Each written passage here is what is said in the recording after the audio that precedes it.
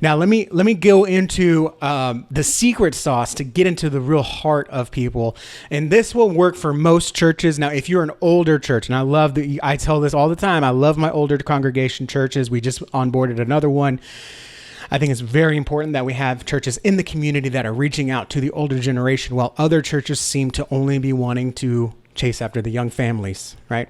And so I love these guys. However, those older churches may not have kids ministries, or they may have nurseries, but the kids might just be in service with the grandparents. This may not work. You may have to massage this, okay? Exactly as I'm going to explain it to you here today. You may have to massage it a little bit, but it can still work. You just got to put in a little more effort.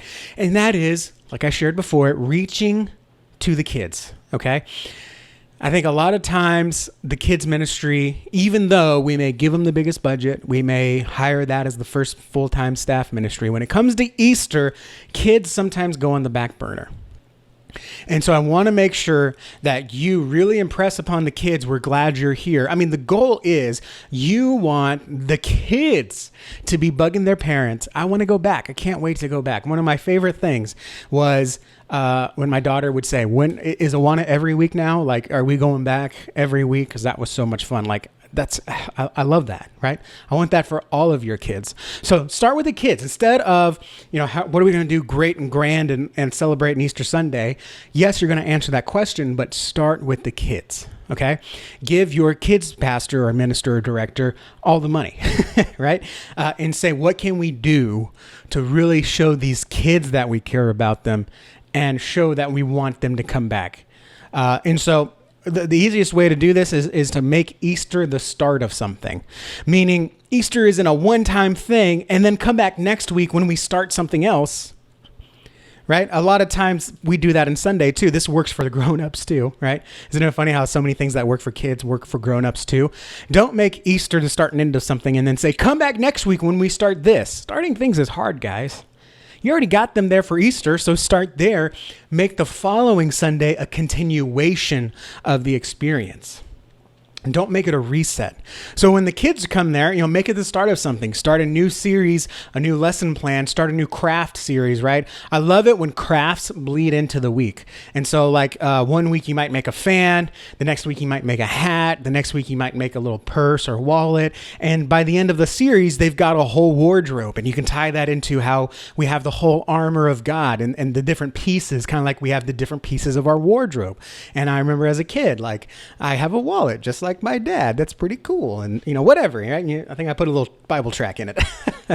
But make it the start of something, not a one-time thing. If you treat Easter Sunday for your kids as a one-time thing, they're not going to care to come back, right? So make it the start of something so they have a reason to come back. If this was the start, then hey, next week should be more of the same.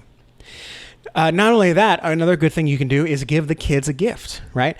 And give them a special gift that's made for Easter. You don't have to go all out. If you're watching this the week before Easter, this is something you can do during lunch or after work if you're bivocational, like a lot of the pastors I know that follow me and listen to me. Just go get some nice little, what do they call Mylar gift bags, some ties. My wife's really good at this stuff. And just get some candy, some little trinkets from the dollar store. Get some toy, I don't know if you can get toy soldiers, toy cars, little toy hairbrushes, dolls, I don't know, whatever trinkets the kids, fidget spinners if you want to spend a little bit more, little treasure boxes you can get that have a little piece of candy inside, something like that. Just something to give the kids, all right? Little trinkets, little candies if you're comfortable with that. I know candy is sometimes, you got to be careful with that sometimes, right? Even our Easter eggs, we got to put gummy candies because some kids can't have peanut butter, some kids can't have chocolate. It's a whole deal. But we do with what we can. What's the phrase? Anyways, we make do with what we can. There we go. So, put something in there and then, give them something to take home. Craft is great. I don't know why Shrinky Dinks are still so popular during VBS and kids ministries. Kids love Shrinky Dinks. I'd love to do an Easter Shrinky Dink. But give them a little gift bag to come home and make sure you include something for mom and dad. Hey, mom and dad, here's what your child learned. And go the extra step and make a little space there for the teacher to write something by hand. Okay. Now it might not be the main teacher, it might be an assistant, right? Hopefully, I think ideally your Sunday schools, right, have two leaders in there. So one leader's teaching, the other leader's writing notes, and just say, hey, great to meet Maya today. She's so passionate and she's so caring. She made so many friends. We loved meeting her, and I would love to see her back next week. So the card kind of lays out like, hey parents, thanks for bringing your kids. Hope you had a good time. Today we learned this, and next week we're learning this, and then a little note at the bottom. Could even be a post-it note, right? Who cares? It's just a note. It's the effort that counts with this kind of thing. But to come home with a little handwritten note, I don't know if your kids' schools do this, but when my child comes home with a report card, there is a little note from the teacher that specifically says Jill is doing so much better at math and she's enjoying this, and here's one thing we need to work on for the next 6 weeks. So that note means more to me than the rest of the report card. I could care less about grades, but that note, is she being a good human being, is what I care about.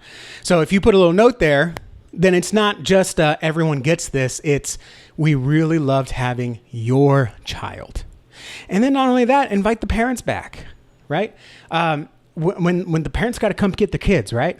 So talk to the parents. I think this is a little tougher if you're in a small church. So again, if you're putting kids at the forefront, you're getting extra leaders and workers, extra greeters to go hang out in the kids area. If your teacher can't spend one-on-one time with each parent, and just say, we're so glad you're here. Look at, he is so rambunctious and he loves to climb. That's so great. His favorite toy was this. And, I would love to see him again. I don't think I've seen him here. If this is this your first Sunday? We'd love to have you come back too. And, I think Pastor said next week we're talking about this, right? It's just a conversation. It's not, hey, thanks for coming. We'd love to have you back tomorrow or next Sunday. Like everyone says that. Go the extra mile. So, make Easter the start of something for the kids. Give them something to take home. Give them something personal for the parents, and invite them back.